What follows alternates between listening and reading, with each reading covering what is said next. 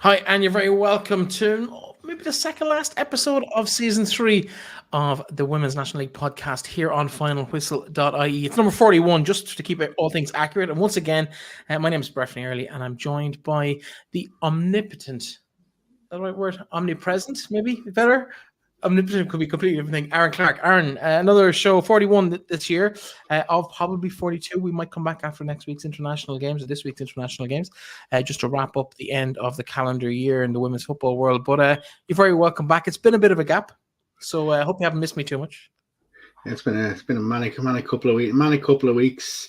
It actually feels weird to actually sort of starting to die down a little bit, and just take that little simmer away from the ever-present football. And there's just 3 games left to go. There's the 2 internationals, and then once Galway finish with the underdogs on Saturday, we're sort of out of the way. Then football's complete for a little while. A little bit of time to recharge, although I'm sure it'll be a massive busy off season. So much to happen, so much merry-go-round still to go. Thankfully, it doesn't look like we're going to get another club coming in, but we will get a lot of action within them clubs. As Bjork said once upon a time, it's oh so quiet at the moment. There's very little, publicly at least, discussion. But I can imagine, just like a duck on the lake, there's a lot happening under the water in terms of clubs getting themselves in order. We still don't know who's going to be in the dugout for at least 3 of the clubs next year. We still waiting to see who gets the gig in Wexford, in Bohemians, and of course in Treaty. So that's going to be interesting watching. First of all, I suppose in the next couple of weeks, I'd expect to see some news on that. There's a lot of whispers going around about who might be going where. We have had some big appointments. We might start there in terms of the recent news, I suppose. Let's get that out of the way. New manager at Shels, Eoin Wearen, former League of Ireland player with almost 100 appearances in the league. I think for Bows, Limerick, Sligo, plus maybe 1 or 2 others I've forgotten about. Very impressive CV, though. He's got to be a good appointment for Shels to replace Noel King. To be honest with you, I wasn't expecting it, and that's being honest. I sort of thought, who would they look at? Would they look at someone external? But towards the end of last week, it sort of became apparent that they were looking internal. And then once they said they were going to go internal, the case was, would it be Rory Kirk who's going to assist them, or would it be Eoin who'd take the job? Like, coincidentally, Eoin only came into the club when Ken and Kiernan decided to go to Athlone and become the assistant manager midway through the season. Eoin came in and took over that under 17s team who won the double. Like, he's a lot of respect within football. Making his pathway within management. It's an interesting appointment. Still only 31, quite young, hungry, ambitious. Has coached a bit in the States, coaching in the NWSL, like the second league where Maggie Pearce would have played. Maggie Pearce, sorry, would have played. Maggie Pearce would have played. So he coached against, in that sort of league, bit of experience. It's definitely a big step up from. But I think from what I'm hearing from people within Shels, a lot of people are excited. A lot of people think this young management duo they'll definitely come in and freshen up things a lot. The thing for Shelbourne is that next generation of players are nearly ready to go. Yes, we've seen the Hannah Healy's, Rebecca Devereaux, the Leah Rileys, the young players like that coming through, but there's another 5, 6, 7 of them younger players that would have worked with the likes of Eoin and Rory. So to see more of them potentially stepping in next year, it makes an interesting time. Like, while everyone's talking about the positive of Eoin being announced as Shels, I think Eoin's first job, and you probably agree with me on this, his first job has to be to try tie down Maggie Pearce and keep Maggie Pearce again next season. I think herself and Christy were being very good for the club this year. If they could keep them, that'd be a good to add to the players that will be there. I am hearing that there's potentially going to be no retirements out of Shels this season. That was the question. Would the older players go? Would the likes of Noel, Pearl, and Rachel to say, listen, we've had enough? But the fire in the belly is seemingly still there from them players, and if they remain on as being indicated, I think that'll be a big boot. That'll be a big boost to them, big boost to Shels, I think. Can I probe you on that a little bit? Because I think I completely agree with you. The players of that experience and expertise around the league, and just the guile that those girls that you mentioned bring to a team, you can't overestimate that. But we look at the renaissance in Peamount after they lost a lot of their front row team, just their first 11 selection. They probably lost half that in the previous winter. And the girls who came in to replace them, and you've talked about that really exciting under 17 side that won a double. The under 19s, there's no bad players in that squad either at Shels. So is it is it a super positive that those girls are sticking around, or is it a time that maybe it's to see what's coming behind them and start seeing more players getting blooded in by Shels? See, the thing is, and this is where I see your point, but I also see the other side of it. If you were to lose 3 of them players, considering the players that Shels constantly been losing, if they lose either 3 or 4 who are going to potentially go back to the others across the Atlantic as well, if they lose all them, they're back to square one again. Whereas I think for Shels, I think it's important to keep the likes of Noel, Pearl, and Rachel. A day will come where Noel, Pearl, and Rachel aren't the mainstays within that Shels team. That's going to come. We've seen a little bit this year where some players have started, some of them have come in and come out. Pearl hasn't had the best of seasons, but in terms of injuries this year, she's been injured quite a bit. It's the first time I've seen it. But I think realistically, we've seen from experience in the last couple of years where Pearl has played alongside the likes of Jessie Stapleton, helped her. I think that's where the likes of Pearl's invaluable to Shelbourne if Pearl stays fit to sort of help that next group along and support that next group along. There's no doubt about it. These sort of players don't have long left in the legs. Same with the likes of Kylie Murphy, Adele Kennedy. We're going to see clubs losing that sort of generation of players that were the last of them that have been there since the early waves of the National League. We're going to start to see that coming in the next year or two, where we will get to where it'll be a league where the average age will massively decrease. And that's what I do expect. But do I think these sort of players have multi-years left in them? Probably not. It probably could be this one last opportunity for them. I think for Shelbourne, I think you look at the way the likes of Pearl is sort of treated within the club. She's seen as an icon. Noel Murray's just scored goals for fun. But the one thing I will say on the other side of it then is Noel probably hasn't had her best season. Rachel hasn't had an okay-ish season with Pearl's injuries. They already have that little bit of a bite between their teeth when pre-season starts back on the cold winter nights. That's where it will tell, because you're right in what you're saying. These next younger generation, they're going to be sniffing right on the heels to say, hold on a minute, I deserve to play ahead of you. And that's where we'll see how much they have left. But I definitely think from an experience viewpoint, they have so much still to offer Shelbourne. I think if Shels were to lose them as well as probably what will go out the door, it could be a really difficult off-season. I think there's a fine balance in that.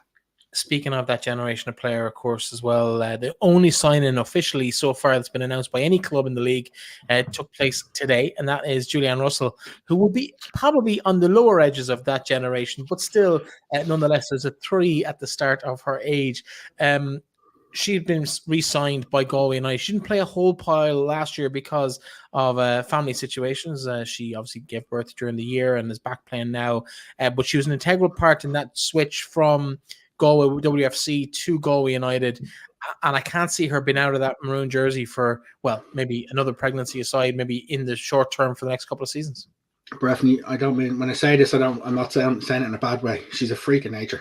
For what she's done to give birth and then to run a marathon so quickly after it, she's just got that athleticism. And I think realistically, she'd be really important for Galway next year. I think hopefully they can get Lindsay McKee. You can keep the likes of Lindsay McKee and other players being around for so long. But even with the likes of Galway, we're still seeing a lot of them youngsters starting to come through, starting to really make an impression and sort of turn around and say to Phil Trill, listen, I know you've got a new contract now. Now let's play me and let's get results and let's sort of see where we can push on. And I think from a lot of clubs, we're going to see them trying to keep their elder statesmen, as to say it, but they're not necessarily as reliant on them. I do think Julianne will do a great job for Galway, and I'd expect to see her play a large majority of the games this season for them. Yeah, of course, on our website, as you can see behind us here, if you're watching us on YouTube or on video, we keep a transfer tracker on our website. You can keep track of who's in, who's out across all of the clubs. Very little real detail yet, but I would expect that to start growing in depth once said. While you have that open, yep. I want to ask you, what's your thoughts on what's going on with Cork, with some players who've been there for a long time being let go? Oh, you've asked the $64,000 question, haven't you? I would be more concerned about some of the rhetoric on social media afterwards from former Cork players who are no longer in the club. We had Danny on the show. It's probably 15, 16 months ago now, maybe even a little bit longer. I was very impressed with his passion, his enthusiasm. Danny Murphy, of course, the Cork City women's manager, and where he wanted to take the club. To be fair, that hasn't happened in terms of the results on the ground. I don't know enough about the ins and outs of the atmosphere in the team or in the club, but the outcomes that they were looking for have not been delivered. And it seems that there's more than maybe meets the eye going on behind the scenes in terms of some of the comments that were made by former prominent Cork City players about the fact that they lost players of the stature of the ones they lost. Like for me, I know we had Danielle Burke on the show this year. I'm amazed she's left Cork. I never thought I'd see the day, to be Lauren honest. Singleton as well. Yeah, Kelly Leahy was a very highly rated underage player. Never quite got the opportunity maybe in the first team. Why that is, I don't know. But and the other side of it, it did answer some questions for us. Because we've asked the question about Abby McCarthy, and supposedly from social media saying she was being gone out of the club months. So that has answered a couple of questions of that players are left mid-season. What's gone on? Will we probably won't find out to the extent of what's gone unless somebody decides. But like the thing is, every time they seem to take a step forward, there's no consistency or there's no push on from it. It was a step forward, then it was either maintain or go backwards or take a big defeat. And like the problem is he's another manager where he tried so hard to blend so many young players in. But that mix of experience is what has been desperately needed there, and desperately to give them young players like the likes of Earley O'Brien's been brilliant for them. But the young players is fine, Aaron, if you keep those young players and they develop within the club system. Yeah. If those young players are leaving after 2 years, like we've seen for a serious number of years, if you develop a good player, give her a couple of games, maybe a dozen games, 2 dozen games over a season or half a season, and all of a sudden she pops up at Galway or she pops up at Athlone or Cork or Wexford, like you really don't have a chance to develop that player, and you've lost all the effort and the resources and the time that's gone into that player from the club's point of view, and that hemorrhaging just can't work. It won't work. So, and hemorrhaging 6 quality. Well, I'm not going to individualize them, but there's definitely 3 or 4 really good names in there that you kind of say she'd get her game in most of the clubs in the league, and she'd improve any squad across the league at every level of the league, and that's the type of player Cork can't afford to lose. And I suppose you got to ask yourself what's in it for the player, because obviously they've given up their time, their social lives, the sacrifices that people make to play at this level of any game in this country, and they just feel like it's not worth their while anymore. And we haven't seen them rushing to be announced by anybody else. I know technically they probably can't until the 1st of December, but it's just one of those things where it's a worry for Cork. They finished rock bottom of the league again. It's not the first time that's happened. And Sligo and Treaty both kicked on this year a little bit. Well, definitely for the second half of the year in terms of Sligo last year, but Sligo in the second half of this year kicked on a little bit more than they did in the second half of last year. Treaty were impressive in the first half of the year particularly, but they didn't really drop off in terms of their performances. They were impressive. Cork, they just never quite got that spark all year. But the problem there for me is that what happens if a club comes in and says, okay, Eve Mangan, okay, Ellie O'Brien, these sort of players, I'll tell you what, I'll offer you something Cork probably aren't going to offer you. Then all of a sudden, these other ones are out the door. And that is your biggest fear. That's your biggest danger, that Cork could become that. Like, you look back at the league from several years ago when there was the massive Wilton and Douglas Hall divide within Cork, and we didn't really see them sort of players playing for Cork City. I think at times they went seasons without winning game. They struggled to get results throughout the time. There's 2013, 2014 there, minus 107 goals, 0 points. That's and it. Your problem is there, Breifne, is it could happen again. It could happen again. You know, there's 2 seasons in a row. The next season then in 2015-16, the only 2 games they win that season is against Kilkenny. You know what I mean? And it's sort of been a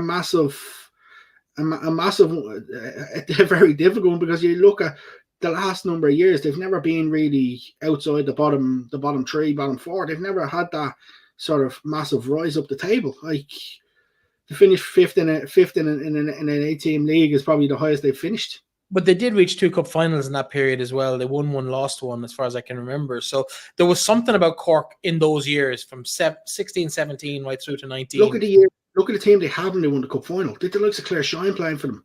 You know what I mean? They had some absolutely smashing players.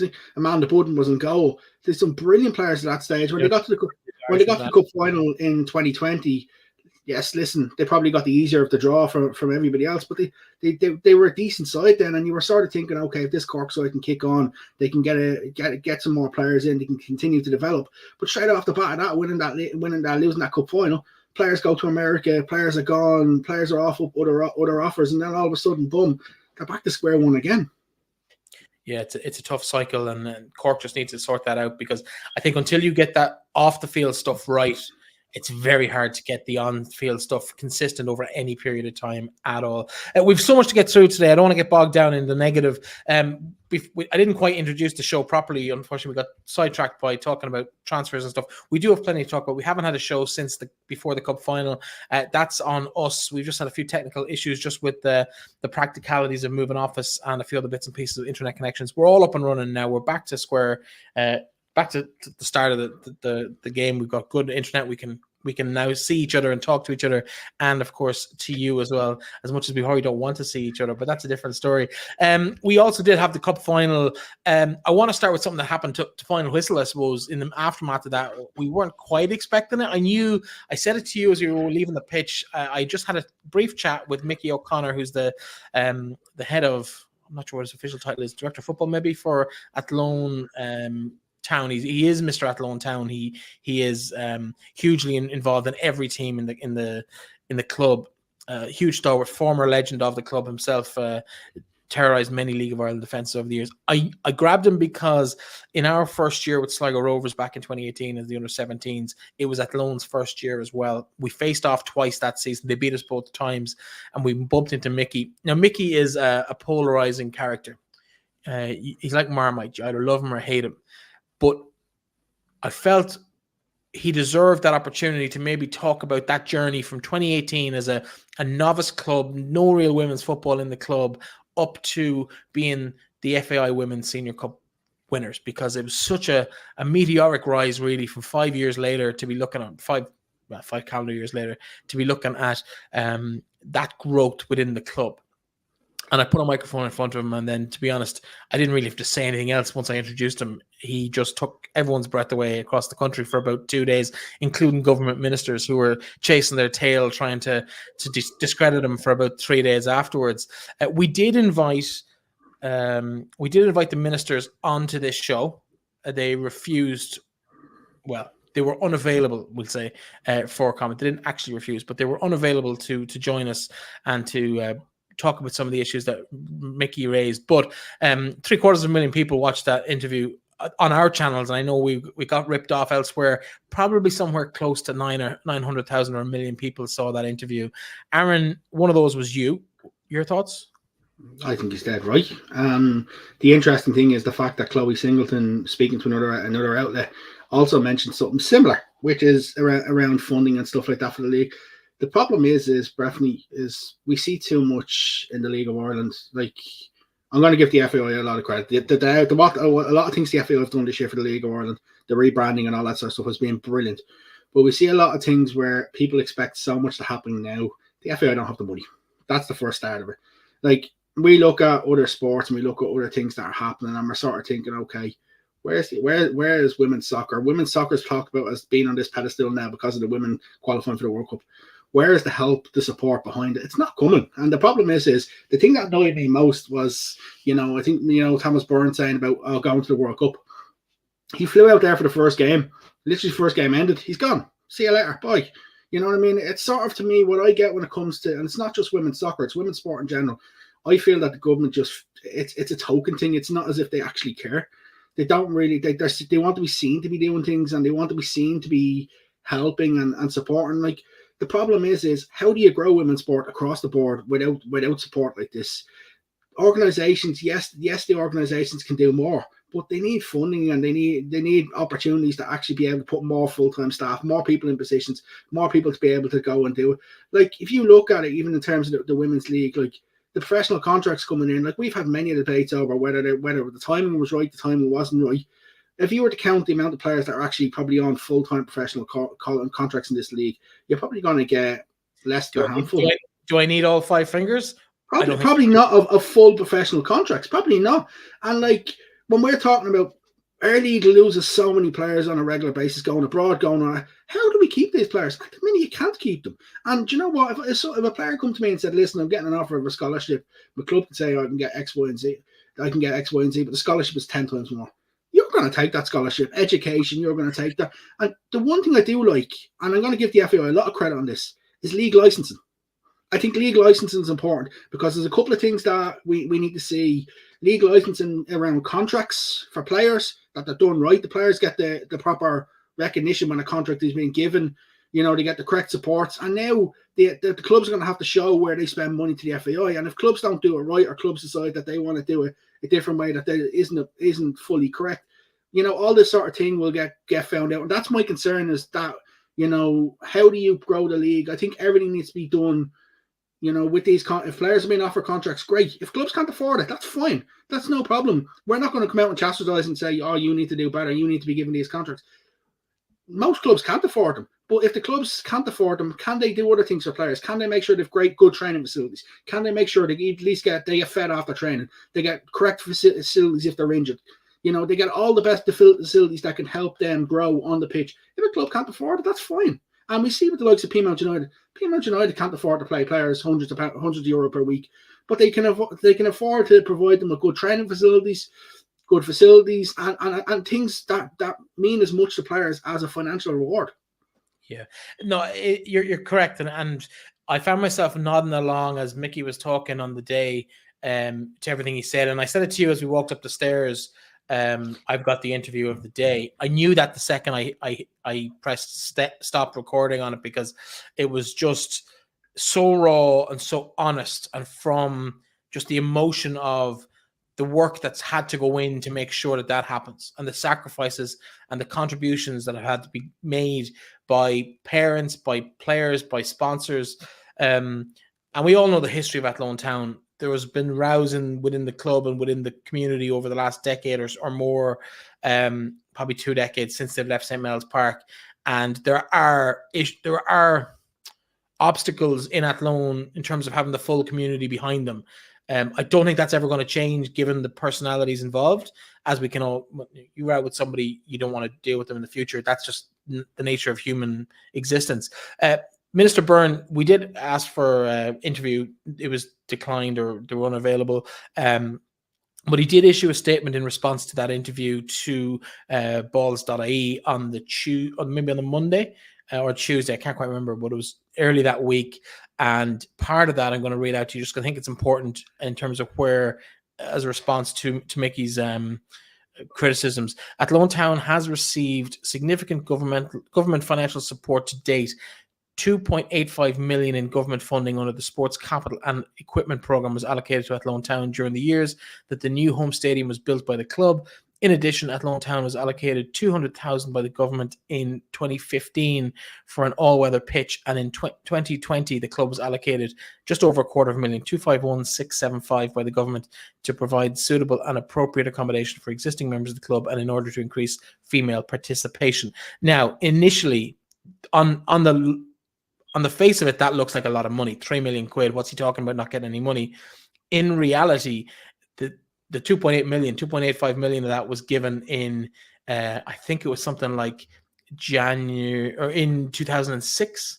So it's like the stadium is now 20 years old, you know, and it's only something else that was mentioned in the statement that peed me off. It annoyed me, was the fact where he says, "Oh, we've just given 500,000 for women's football and grassroots football." Yeah, none of that is for League of Ireland football. None of that is for help grow the League of Ireland. That's all for projects that are going to happen at grassroots level and things like that. That's not money that's going towards helping League of Ireland clubs to grow, or helping League of Ireland clubs to provide more facilities or things like that. Because you imagine what some of them smaller clubs could even do with, say, 50,000. There's a lot that they could do to help even grow or to get things in place. Like, the thing is, and I think this is one of the best things that have been done in recent years, is the fact that no player now pays membership, pays a subs for playing. Like, to think back only a couple of years ago, players were having to pay to play elite level football because clubs couldn't afford it. Like, you look at even the likes of the insurance bills, things like that, all that sort of thing is continuing to rise in the minute. Whereas clubs are starting to have to look at external factors like yes, the prize money in the league is not great at the minute. Yes, the revenue from LOI TVs it's getting there. It's getting better. It's getting better, or around between the clubs. But like they're having to look at other avenues for funding and stuff like that. Whereas you'll find it'll take an awful lot longer. Whereas you look at how the WSL exploded off the back of some of the England performances at major championships, or England qualified in major championships. But we've now got more people probably going on a flight to watch Arsenal and Liverpool play on the opening day of the season than we probably do going to some National League games, because they see the exposure, they see what's going on and around the WSL, and that's a massive concern for me as well. Let me ask you another question based on, again, that statement from Minister Byrne. He said that 62 million euros has been provided to the FAI between 2019 and 2022. Is there an argument that he's not wrong, and that the FAI have a question to answer about the priorities they've chosen to invest that 62 million in? But a lot of that 62 million was done for the memorandum of understanding around the crippling debt that the FAI were in. A lot of that was done. My question is still valid though. It's about the prioritization of where the money has gone, not just in recent years, but it is. But the problem is the FAI as a footballing organisation will always prioritise their senior men's and women's teams, because they're the ones that are bringing their breadwinners in. Like, yes, he has some questions there that he's probably correct on. The other thing I will say, and this is a criticism of the FAI, is I think the fact that the FAI putting off the invitation to go before the sports committee, putting that, but it's now going to be back potentially into the new year, putting that off because of what had gone on and around the Jonathan Hill situation. Like, the Jonathan Hill situation doesn't fill people with confidence. That's the other side of it. Things like what's gone on with the FAI. A lot of people look at it now, and like, you understand from governments as well that they look at, is it still the same old FAI, the same old people in and around the FAI? And that's a valid concern for a lot of people as well. And as much as the FAI are trying to change their name, trying to change their branding, I think the League of Ireland department is going very well. The League of Ireland department has taken massive steps on, but has the FAI in general? Probably not. Yeah, and unfortunately, in the way Irish sport works, somebody starts excelling, they get pulled back rather than pull the rest of the organisation with them. So hopefully that's not what's happening in Abbottstown at the moment, or in the coming months and years. Let's actually talk about a bit about football for a change. The cup final itself, probably one of the best, for a neutral's point of view, one of the best examples of why this league is so exciting and why people should follow this league. It really had a bit of everything, didn't it? Oh, it was brilliant. It was brilliant from a spectacle point of view. The only thing probably Maggie Pearce has probably done wrong all season is hitting the ball off her own post for the first goal. In the Athlone got one up, you're sort of thinking, okay, Shels have struggled to come back against teams. Super sub Gemma Quinn comes in, nice first goal. Second goal she scores is a lovely finish. The shirt comes off, she goes celebrating to the Shels fans. You're probably thinking at this stage, right, Athlone might get one more chance. Shels have potentially won the cup. And Gillian Keenan comes on, thrown on by Kieran Clough to go and get a goal, and comes up trumps late in extra time. Send us the penalties. Like, the only other time we had penalties in the cup in recent years was I think it was 2015, and one of the people who we were sitting beside in the press box having to play in that exact game, and when Wexford beat Shels on penalties, and like, it's mad to think we haven't had a cup final go to extra time since then. And then when you get to the shootout, it's just it's mental. Like, Maddie Gibson misses first for Athlone, then Pearl Slattery steps up. You start thinking, okay, Pearl's stepping up. This is a bit of a surprise. She scores, Athlone score again. Then all of a sudden, Amanda McQuillan steps up for Shelbourne. You start thinking, okay, what's going on here? She misses, and then we get through to the last penalty for Shels, where it's missed by Alex Kavanagh, unfortunately. And like, if you were to ask a lot of people, of all people, though, if I was picking someone to put my house on, it's probably Alex. It's Alex every time, all day, every day. Yeah, she also missed a penalty. I won't say, I didn't want to say this, but I guess I probably have to add for the context. She also missed a penalty in the league this year as well, where herself and Jess Stapleton actually done rock paper scissors to decide who was taking the penalty, and hit the crossbar off the back of it. So things like that stand in your mind. But like, the question I would have from a Shels viewpoint is, and this is no disrespect to Noel, to Pearl or to Amanda, but why is your centre back and your goalkeeper taking your first two penalties? Listen, Pearl's a Shels icon. I've said it multiple times. She's adored in that club. she had the guts to step up. But why is your centre back and captain taking your first penalty and then your goalkeeper taking your second penalty? That's the bigger question I would be asking, because well, I think the if answer players probably in your question, and that's the word captain. I think Perlo probably wanted to lead by example and take that penalty. Also, bear in mind that as a former, well, I wouldn't even call myself a former goalkeeper, as an attempted goalkeeper, you strike a ball at a goal way more than most players in the squad in training. So it's not that it's unusual to see it, particularly in such a big game. But you've got high caliber forwards on that pitch. You've got high caliber midfielders and players who you'd expect to take penalties. Where I was a little bit surprised to see it. But listen, do you know what? I know she missed the penalty, but fair play to Amanda McCullough. Actually having the goal to stand up and say, okay, I'll take the second penalty. I think she deserves an awful lot of credit for that. Absolutely. Speaking of, I suppose, individual players and talking about it, the cup final, of course. Highlights for you on the cup final. Anyone that stood out on the night? I think it wasn't really the greatest game of football. It was more the tension. The spectacle was brilliant. The spectacle was brilliant. The game itself wasn't. I think for me, I thought Gemma Quinn's influence probably was the one thing I took away from her. Coming off the bench, she was absolutely superb. She done really, really well for her. So it's bagged 2 goals. Obviously, I think she was probably the one who would stand out and walk away and say she was the one who impressed me in the cup final. Just in terms of Athlone, obviously been 100 years since the men won the FAI Cup first. I think technically it's 99, but they've given themselves 100 because of the half season extra. But yeah, I know people would say no, it's their second trophy, but realistically, it's their first of the big trophies.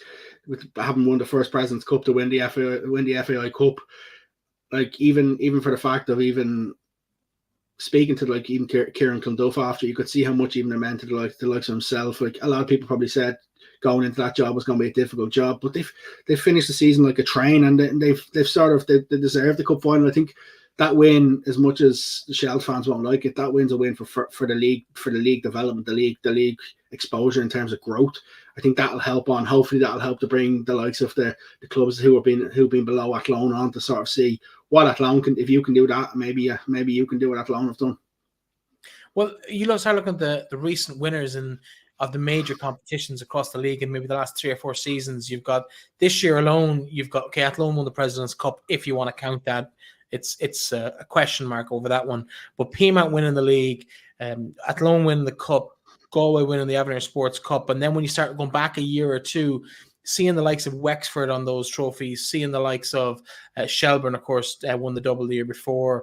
So you've had 5 or 6 teams in the last 2 or 3 years that have lifted trophies. That's huge. If the league, I'd flip that a little bit. And I'd say we've had different winners. Whereas if you look at the previous, say, last 6 or 7 seasons, it's all been dominated by Shels, Peamount, and Wexford. Where now we've actually started to see with Cork winning the cup a couple of years ago, and the winners of the Athlone and Galway, we've now started to see that stranglehold gradually starting to break to where we're now starting to see other teams being in cup finals as well. Other teams getting that opportunity, and I think that's probably to your point. It's definitely a step in. It's 100% a step in the right direction. You alluded to her, and we might as well mention her because we did sit beside with FAI for most of the duration of the game on that Sunday in Shamrock Road and Tala. It was interesting to hear her thoughts on the changes in the brief period she's been out of the country. She's of course now with Colorado Rapids in the MLS. Interesting to hear her talk about maybe the women's side of that. There's no women's team in Denver at the moment, or at least in the major leagues. But in terms of her version of it, we talked about the differences between maybe the squad depths from 4 or 5 years ago to the squad depths now, and each club has a much deeper squad in talent-wise than they might have had even just 4 or 5 years ago. 100%. Gone are the days are you see clubs rocking up the games with 11, 12 players. Now you see them rocking up with players who are sitting in the stands because they've more than enough players than they need. But the thing is, I think that depth is going to continue to grow, and it'll grow even further in the next couple of years with the youngsters who are getting better coaching, getting better exposure from a younger age. I think that'll help to even grow the depth even more. To whereas, who knows, in about 5 years' time, players who are young players who are starring now might find it hard to get into teams because the next generation have just come and overtaken them. Well, it's funny you should mention about finding it hard to get into teams because you've just touched on the next thing I want to talk about. We're going to move away from the Cup final, and the next big event in the calendar after the Cup final. What event was it? I should go check my invite. Oh no, wait, I didn't get one. Sorry, was that a bit catty? No, the Player of the Year awards, the Team of the Year awards, and all the kind of the Premier Division awards, Women's Premier Division awards, gala event in Clontarf Castle last week. One of us got an invite. Food was nice. Sure it was. It was lovely. I was here having beans on toast. No, I'm joking. I do jest. But a great night for the league. The photographs and stuff look like a proper awards night, way up in class from what we've seen before, maybe in terms of mid-morning in a conference room somewhere, maybe in a stadium. So nice to see the girls getting that opportunity to get glammed up, get together, and meet each other in a proper social setting where it's not just for an hour, get a few photographs and go home again. I felt that particular event took a big step forward this year. I'm going to disagree with you slightly here because I think the last couple of years, bar COVID, since 2019, to their credit, the FAI have actually been putting on league awards. To their credit to this, they had one in, I can't think of the name of the hotel over just off Lansdowne Road. They had one, like obviously last year was in the Gibson. Thankfully they have gone away from this mid-afternoon stuff because this mid-afternoon stuff didn't really suit anybody. And like I think for the players, they deserve that. They deserve that night where they can go, they can just let their hair down, they can enjoy themselves, they can have that off. I think it's nice to see. It's nice to see the recognition that players do get. I know, and we will talk about it. I know people have different opinions on who should win different type of awards and stuff like that. But the great thing is, Breifne, if we weren't talking about it, we wouldn't be talking about the league, and we wouldn't be talking about these players who've done things. And I think that's where it's great to see recognition for players. No, 100%, and I kind of smirked there because I do think some of the awards. Let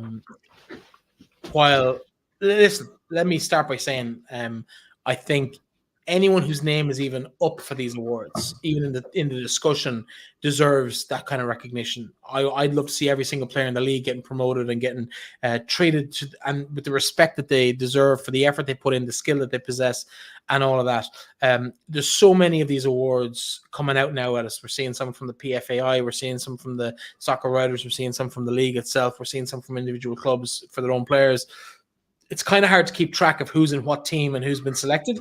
Everybody who's in those conversations, by the way, I think are amazing. They deserve all the credit in the world. But like I said to you maybe a week before this came out, the Premier Division Team of the Year, some people would say, how can you have 5 P-Man players in it? My question would be the exact same, but with a very different reflection on it. It's how can you only have 5 P-Man players in that I'd team? Had 7. I'd had 7. Possibly 8. In fact, I think my exact quote to you before was, I'd start with the P-Mount 11 and then have to make an argument for anybody to replace them.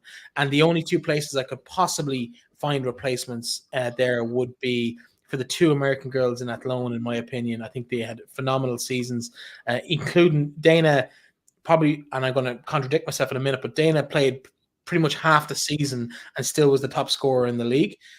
Phenomenal. Do you remember what I said on the last podcast? I can't remember off the top of my head. If she had played every game, she'd have scored 25, 30 goals and she'd be player of the year. I've no doubt about it. I don't disagree with that either.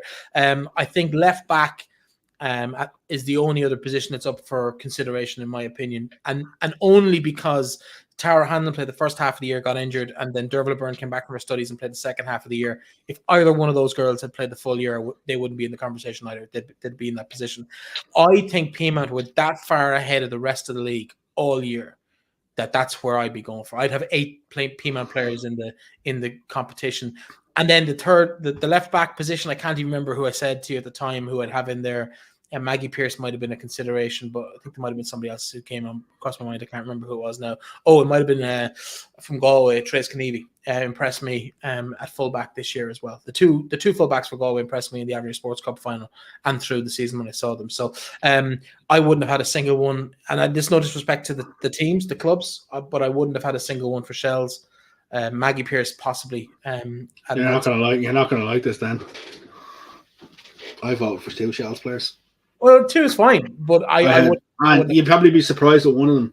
I actually had Megan Smith-Lynch, and I'll tell you why. Because every time I saw Shels, I thought Megan Smith-Lynch was one of their Maggie Pearson, Megan Smith-Lynch were Shels' 2 best players.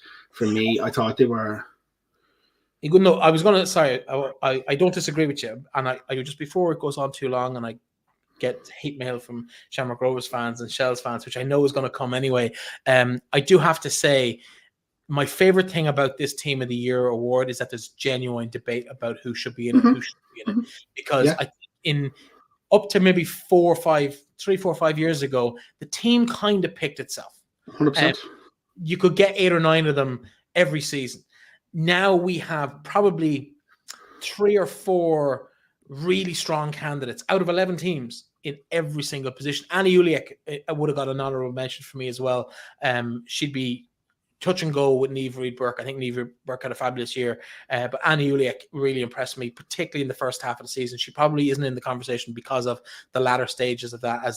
I disagree. I disagree in the sense that she's not in the conversation with second half. She still has to be in that conversation, because the fact that the easy option in the second half of the season is for Treaty just to fade away. Easy options and just to turn around and fade away, but they actually didn't, and that was the big. They still put in impressive performances, and I think realistically, for me, she's there or thereabouts. I think Nima winning her 6th league title, I think just the magnitude of the way they were written off and 11 clean sheets in them games is just superb. But I do think the biggest thing that we need to take away from this is the fact that we're having a conversation because we think so many people could make the Team of the Year.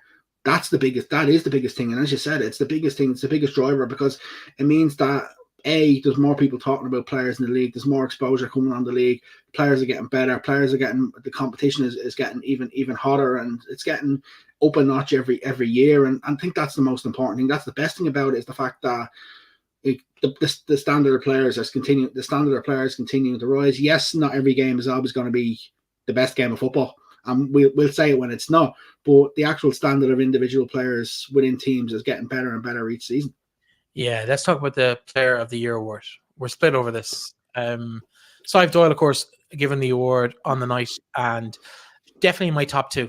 That's what I'd say.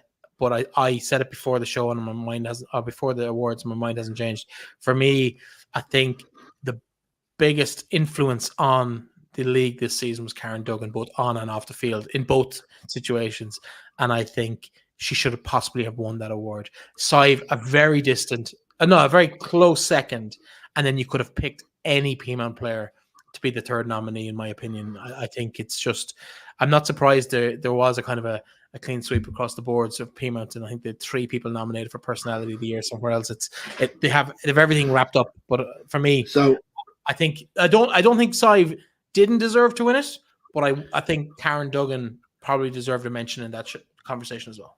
Yeah, I think for me, I get what you're saying. I'll be honest. I gave Karen got my vote, but when I look back and think about it, outed yourself as someone who has a vote. I said it won't. But the problem, the thing for me, Breifne, the thing for me here is care of WNL Show, please, on Twitter. The thing is, Sive is the most consistent player constantly in our league. She's rarely ever drops below an 8 out of 10. For me, the biggest travesty about Sive Doyle is not a senior international. That's the biggest travesty for me about Sive Doyle, is how she has not been picked as a senior international over the last number of years. I do agree that Karen Duggan has been superb. I honestly struggled to split the 2 of them. I nearly got to the stage of tossing a coin, because the 2 of them have their influences in that team for different reasons. Sive Doyle has come up with some clutch goal for Peamount. The goal now, when we look back at it, that won them the league against Shamrock Rovers in Tallaght Stadium. We didn't know it then, but she scored some really, really important goals for them. I think from a Peamount viewpoint, you could have nearly broke the trophy in 20 and hand the piece out to everybody, because as a club, they've been absolutely superb. The one thing I will say is, if Peamount United are not nominated for the RTE Sport Team of the Year awards this year, it'll be an absolute travesty from RTE, because I know everybody's talking about Ireland in the World Cup, but Ireland in the World Cup doesn't deserve to be nominated for the Team of the Year. That was last year's thing where we qualified for the World Cup. I did say this Yeah. This year's thing is what's being done this year. This year, Peamount United deserve to be in that RTE Team of the Year, and if it's the case, I hope they get support and they get votes, because what they've done this year is nothing short of remarkable. Oh, 100%. Let's switch our attention to the young player of the year. Obviously, we had one team dominated the league with a backbone, serious, impressive performances from a load of youngsters coming through from the underage academy. So they obviously dominated the nominations in this award, didn't they, Peamount? Oh, no, wait. No, they didn't. Sorry, the sarcasm is very high tonight. Two Shamrock Rovers players nominated, Leo Leary and Scarlett Heron, up against Jess Fitzgerald, who anchored the Peamount midfield this season. For me, all three fine young players, absolutely fine young players. But for me, I think, given how her impact in the title-winning team, I think Scarlett Heron probably not Scarlett Heron. Sorry, Jess Fitzgerald. Jess Fitzgerald would have edged this for me. But again, three fine players. They will be stalwarts of this league, if not bigger leagues in other countries a few years to come. But I can't understand how this didn't finish in PRL Park as well. Yeah, I understand why it did. I understand why it didn't. Like, I think Leo Leary has had a great season. I think if you look at where Leo was last year to where she is this year, she's definitely come up 2 or 3 notches at least this year. Her performance with Shamrock Rovers have been very good. She's improved a lot under Colin O'Neill. I understand why people would be inclined to go that way. For me, I do agree with you with Jess Fitzgerald, but come here, I can't take anything away from Leo Leary. I think Leo Leary's been absolutely brilliant, and like, I know a lot of people would say Aoife Kelly won the Shamrock Rovers Player of the Year. Like, the problem is are you gonna nominate Aoife over Jess Fitzgerald? I don't think so. Could there other players have had an opportunity? I think it came probably too soon for Ellen Dolan. Like, the problem with the Young Player of the Year is the Young Player of the Year is always going to be one of them that's it's really difficult. I do think probably I think Scarlett has had a decent year, but I definitely do think it was between Leah and Jess. But like, for me, I probably thought Jess was just ahead of her. Genuine question for you: is Aoife Kelly in your top 3? Because she's definitely in mine. No. Okay. No, my other one would be Roisin Malloy from Athlone. I think, and I could be wrong, apologies, Roisin, if I'm aging you out of this. I think Roisin is a year too old for consideration. She was under 17 in 2018, which would make her 21, 22. I think she might just 21. We were told, I think it was 21. Okay. Roisin will be in that consideration if eligible. I think she had a fabulous year with Athlone. But the thing is, the thing here again is right. Yes, so many young players were not nominated, but there's so many of these young players that we're going to talk about for many, many years to come. And we're going to see some of these young players, even who weren't nominated, who are going to go on and win Senior Player of the Year. They're going to go on and win Ireland Cups. They're going to go on and win thing.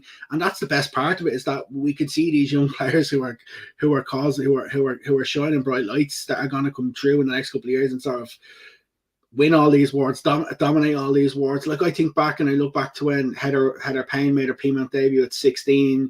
You know, I look back at them sort of years, watching the likes of Abby Larkin make her debut a couple of years ago, and even the likes of Leo Leary's. You see, and you just see where the generations are coming through and continually.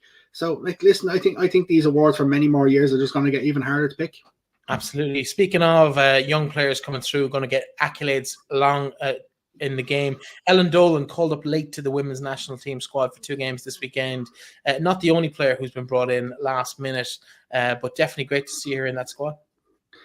I'm not sure if she's ready, and that's being honest with you. I'm not sure if she's ready. I understand why they're potentially doing it, because she's the on-form player. Just want to say, I hope they're going to be careful with the likes of Ellen and even Frey, who they brought in, because the last thing we want is these sort of players just to come in. You know, it's about taking their time. They will be very, very good players. It's just at such a young age, it's always difficult to bring them in and around this environment. Do you play them? Do you not play them? I think that's the biggest question. I wouldn't be surprised if we see one of them get a bit of game time in either of the 2 games that are upcoming. But it's always a difficult situation about blooding youngsters in. I know the under-19s, I think, of a friendly this weekend as well. Like, it's tough. You know, a lot of people be calling for some of these sort of players. Others will be saying, why aren't others in ahead? And like, you got to feel for the likes of Marissa Shiva, who hasn't been picked, where some of these players haven't necessarily played a lot of game time either. Other players starting to come back to fitness as well. So I think we're starting to get rid of some of the injuries as well from an Ireland viewpoint.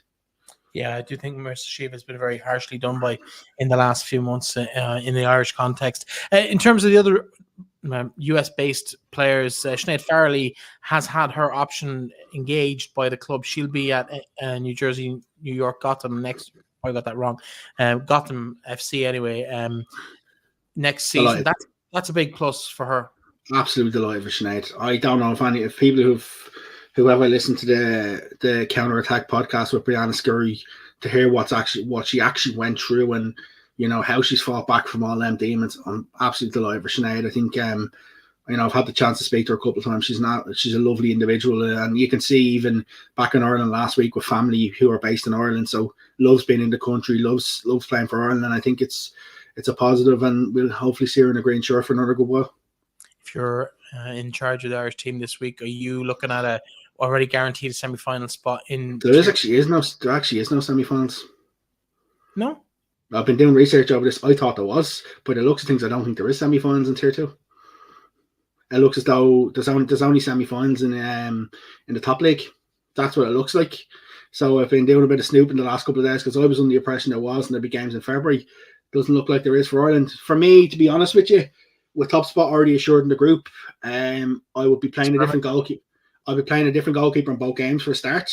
I'd be looking at making 4 or 5 changes in each game. I'd be looking at trying to give some players an opportunity. I think this is a prime moment to do it. I don't think she will. I think she's going to go with her what she has pretty much gone with. But for me, I think it's an opportunity to experiment. We've got what we wanted. We've got into League A. We're guaranteed a playoff for the next Euros. Go and experiment. Go and see what some of these younger players who maybe haven't played a bit. I'd love to see Hayley Nolan getting some game time. I think she's been someone who's been in and around the squad for a long time, hasn't really played an awful lot. I think the squad is interesting itself. There's a couple of players who are out, who are in the last squad: Claire Reardon, Amber Barrett, and Megan Campbell, to name 3, who haven't been picked this time. I think the squad is like it's a really interesting squad. Like, it's difficult to summarize it, to sort of assess it in terms of its strength. You know, I do think we'll have the likes of Leanne Kiernan back next year. Leanne obviously making her way back with Liverpool at the minute. I do think we'll have players like that back next year, and be interesting to see if Marissa can force her way back in. But like, for me, when you're coming into a Nations League, a League A next year, there's so many places in that squad up for grabs. I don't think there's as many players as they think are probably guaranteed places in that squad going forward. I think there's a lot of players who are potentially on chopping blocks if they don't play with their clubs. But that's probably because of the number of players who are excelling across the globe and across the continent, particularly from Denmark to Belgium to Spain to Scotland and England. There's players everywhere. Now, I've done a little bit of quick research there. You appear to be right. I could have sworn I saw semi-finals and finals of that competition in February and March, but obviously that's not going to be the case. There is an international window, the 21st to the 28th of February, so that'll be just before the season kicks off back home. So I don't know whether Ireland are going to try to get some games in, or maybe go to Spain and do a warm at a training camp. I'm sure they'll potentially pencil something in there. Yeah, there might even be some of those kind of cups, the competitions, the Algarve Cup and such. They normally take place in March, April. So we'll see what happens with them over the next few weeks. In terms of the weekend, though, Hungary on Friday, Northern Ireland on Tuesday. That'll be a decent trip up to Windsor Park. Looking forward to that. Yeah, absolutely. I want 2 clean sheets and 6 points. That's it. And even if they make changes, that's for me. That's something that we need to be aiming for. The 2 wins, I don't think are negotiable. The 2 clean sheets be a nice bonus. Finish off the campaign with 5 out of 6 clean sheets. I think would be really nice. Yeah, no, exciting times ahead for those who are living close to or within driving distance of Northern Ireland. Maybe get yourself sorted. I'm not sure. The only thing I will say, it's an awful shame it's a 6 o'clock kickoff, but I know why they've done it. They've done it as because UEFA request all games in League B, C, and D, League B and C to kick off at the same time, because there's certain groups that have permutations around promotion and relegation and making semi-finals and stuff like that. Well, even now, as we look at the league table for Group B1 that we're in, we're done and dusted. We're 7 points clear with 2 games to go. We can't be caught for promotion. But Hungary are only 4 points ahead of Albania, who are bottom. So we were to beat Hungary. The other thing is there's also an opportunity. So the team who finishes second place in our group will play the team who finishes third place in League A. So there's also an opportunity for teams to look to get up as well. As much as every position matters. If you finish second, you're in a promotion playoff. If you finish third, you're in a relegation playoff down to the group below you, and fourth gets relegated automatically. So every single result matters, even though it mightn't matter to us. Northern Ireland could potentially be looking to beat us on Tuesday to guarantee themselves a playoff for promotion, trying to avoid a playoff for relegation. So that's where we could be on very, very easily could be on Tuesday evening. There could be an awful lot more on the line for the North than there is for us. 100%. I'm looking forward to it. Been in Windsor Park once, was there when Linfield played Cork City in the Europa League many years ago. Looking forward to going back again. Yeah, it's going to be an interesting time. My first time actually. I've done coaching courses in the North with the IFA. I've been to games across the province, but I've never been to Windsor Park. So I'm quite looking forward to Tuesday evening, first time up there as well. Aaron, that's it for the week. So much to talk about. We probably didn't get into half of what we wanted to. But we are always conscious of not keeping our listeners longer than the hour. Of course, you can get all of this information on finalwhistle.ie if you want to check out there. All you saw us flying through old league tables. It's all there. We're backdating all of this information as we go in terms of international representation as well on the site. If you want something added, drop us a note, let us know. Of course, Aaron's always at the WNL Show on all of his There's no abuse, please. No abuse about anything he said or anything I said. You can send it to him. He'll listen to it. I'll probably just ignore it in terms of that. But it's been a great season covering the show. We will be back next week with the internationals just to round up, and we might do the odd show here and there through the winter just to see how players are getting on in other leagues around the country or around the globe. But for the time being, that is a wrap on virtually all of the domestic stuff. One last final word, and that is the underdogs. It's looking like, just for scheduling issues, neither of us will be there on Saturday night. But Aaron, great to see women's soccer in that kind of sphere now where it's in mainstream TV. Absolutely, and best of luck to the players who are involved. Hopefully some of them we may see on the National League level next year. I've no doubt we'll see some of them playing at this level in the next couple of seasons. Aaron, as always, been a pleasure. We'll be back next week to round up the season and the international break. We'll be back with you again then. Talk to you soon.